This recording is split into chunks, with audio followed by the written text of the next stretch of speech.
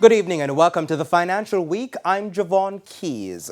The cost of fertilizer produced by Newport-Fersan is to decline by 4.5%. The company says the reduction is linked to a fall in the price of nitrogen, a critical input in the fertilizer manufacturing process.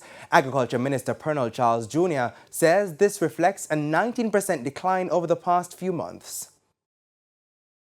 Newport-Fersan Jamaica Limited is cutting its fertilizer price by up to 4.5% in a range of fertilizers, and this is in support of our Grow Smart, Eat Smart drive. And this is also the second time in a month that the company has rolled back fertilizer prices by up to, in coupling, 18.5%.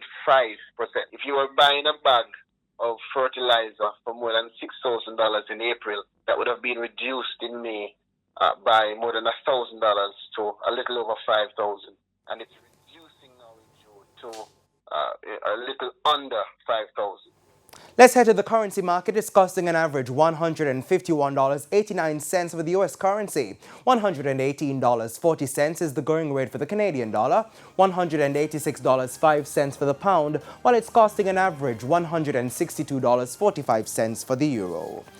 Meanwhile, the JSE index declined by 2,164 points today, while the junior market index advanced by 26 points. Among today's winners were 138 Student Living Jamaica Variable Preference Shares, Epley 7.5% Preference Shares due 2024, G-West Corporation, JMB Group 7.25% Variable Preference Shares, and JMB Group 7% Preference Shares, while on the losing side were T-Tech, Palace Amusement, MPC Caribbean Clean Energy, First Rock Capital Holdings, and Mayberry Investment. And that's it for the Financial Week. I'm Javon Keys. But before we go, here's a look at what's to come in the Business Review on Sunday.